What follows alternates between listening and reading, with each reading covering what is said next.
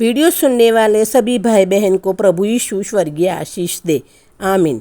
परमेश्वर के लोगों, आज मैं आपको एक सत्य घटना सुना के शुरुआत करती हूँ। एक पास्टर साहब अफ्रीका में गए। वहाँ उन्होंने सुना कि दो ऐसी जाति है, दो जाति के बारे में सुना कि वो दोनों जब लड़ती है, जब युद्ध करती है वो दोनों जाति, तो इतनी लड़ाई लड़ते हैं कि एक दूसरों का गला तक काट देते थे। ऐसे सुना पास्टर साहब ने। तो पास्टर साहब ने बुरा लगा ऐसे कि अरे ये तो बहुत बुरी बात है, इतना लड़ाई तो नहीं होना चाहिए। लेकिन फिर भी वो पास्टर साहब उन एरिया के चर्च में जाते हैं। संडे आने के बाद वो संडे को पास्टर साहब चर्च में जाते हैं तो देखते क्या है पता है, दोनों शांत हो जाते हैं। दोनों जाति के लोग शांत हो जाते हैं। दोनों जाति के लोग एक होकर प्रभु यीशु का भजन करते हैं, प्रभु यीशु की स्तुति आराधना करते हैं, प्रभु की महिमा मिलकर करते हैं। साथ में मिलकर चर्च में प्रभु भोज भी करते हैं। तो पास्टर साहब ने पूछा कि तुम्हारी इतनी दुश्मनी थी, लेकिन आप लोग चर्च में सब लोग एक हो, चर्च में एक होकर मिलकर स्तुति आराधना करते हो, प्रभु का भजन करते हो और प्रभु भोज भी साथ में करते हो, तो इतनी लड़ाई क्यों? तब उनके एक अगुवे ने कहा कि हम एक दूसरे के लहू के प्यासे थे, लेकिन प्रभु यीशु के लहू ने हमें एक कर दिया है। प्रभु यीशु के लहू ने हमें एक कर दिया है। प्रभु यीशु ने जो बलिदान दिया उनके द्वारा हमको प्रभु यीशु ने हमको एक कर दिया है और हम प्रभु यीशु की स्तुति आराधना करते हैं और मिलकर प्रभु में बने रहते हैं। तो परमेश्वर के लोगों, ये प्रभु यीशु के बलिदान की वजह है। प्रभु यीशु ने हम पर, हम मनुष्य, सारे जाति के मनुष्य पर इतना प्रेम किया कि अपना बलिदान दे दिया और मर गए और उनको गाड़ दिया गया। तीसरे दिन जिंदा हो गए और अभी भी हमारी मध्यस्थी के करने के लिए वो जिंदा है। प्रभु यीशु ने हमको इतना प्रेम किया कि अपना बलिदान तक दे दिया, अपना लहू तक उन्होंने बहा दिया।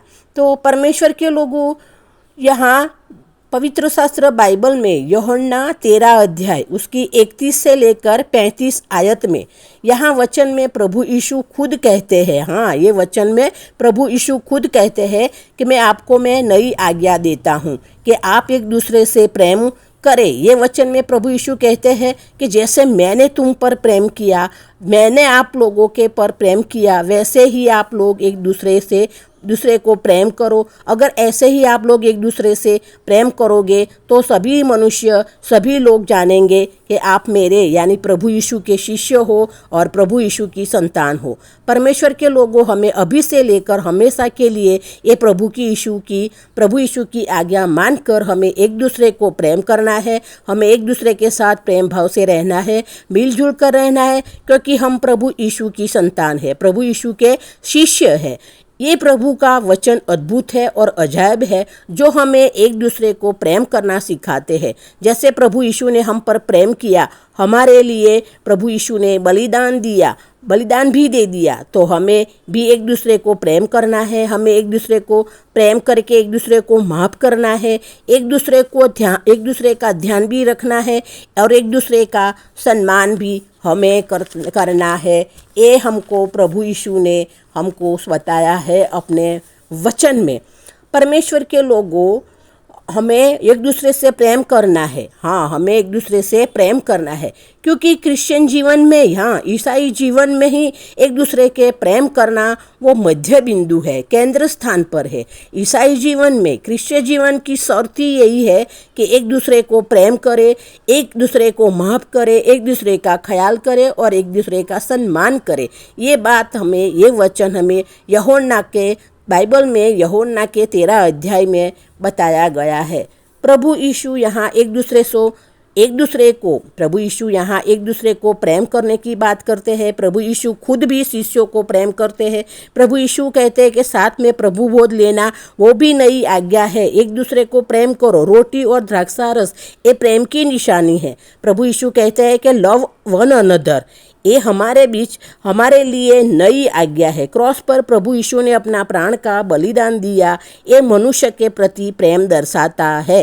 प्रभु यीशु क्रॉस पर अपना प्राण का त्याग किया, अपना लहू बहाया और बलिदान देकर प्रभु यीशु अपने शिष्यों को कहते हैं कि जैसे मैंने तुम पर प्रेम किया वैसे ही आप लोग एक दूसरे को प्रेम करो। हमें अपने दुश्मनों पर भी प्रेम करना है, हमें अपने दुश्मनों पर भी प्रेम करना है। जैसे हम अपने आप पर प्रेम करते हैं वैसे ही हमें अपने दुश्मनों पर भी प्रेम करना है। दुश्मन अगर भूखा हो तो उसको खाना भी खिलाना है, दुश्मन अगर प्यासा हो तो उनको पानी भी पिलाना है। तो प्रभु हमें ऐसा करने से हमको आशीर्वाद देंगे और आशीषित करेंगे, क्योंकि ये प्रभु की आज्ञा है। और जब हम प्रभु की आज्ञा मानते हैं तो हम आशीषित होते हैं। प्रभु यीशु को क्रॉस पर चढ़ाने वाले लोगों को भी प्रभु यीशु कहते हैं कि पिता उनको माफ़ करो, हे परमेश्वर पिता उनको माफ़ करो, क्योंकि वो नहीं जानते हैं कि वो क्या कर रहे हैं। प्रभु यीशु को क्रॉस पर क्यों चढ़ा रहे हैं वो नहीं जानते हैं।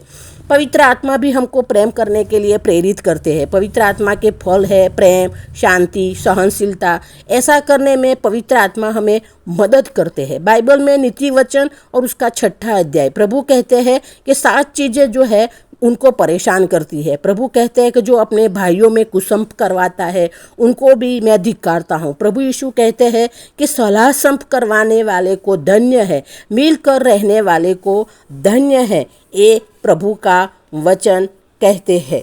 हाँ, ये प्रभु का वचन हमको बताते हैं कि हमें मिलकर प्रभु यीशु में रहना है और प्रभु यीशु में बने रहना है।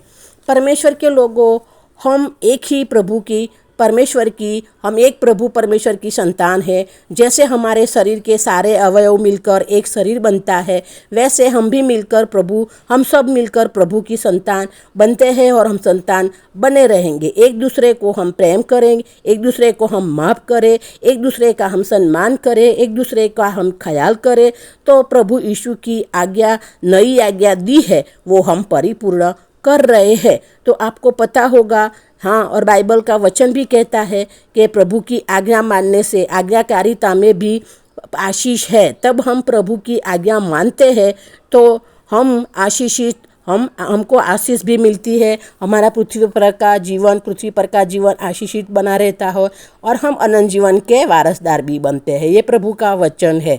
प्रभु ये वचन हमको समझने के लिए और ये वचन में हमें बने रहने के लिए, हम एक दूसरे को प्रेम करने के लिए, एक दूसरे को माफ़ करने के लिए, एक दूसरे का सम्मान और ख्याल रखने के लिए प्रभु हमारी सहाय और मदद करे और प्रभु हमको आशीषित करे। प्रभु यीशु ने हमको स्वर्गीय आशीष दे दी है।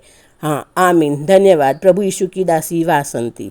वीडियो अच्छा लगा हो तो शेयर करना, सब्सक्राइब करना, लाइक करना, कमेंट करना और शेयर तो ज़रूर करना, दूसरों को ज़रूर बताना। प्रभु हमको इसकी आशीष देंगे। आमीन।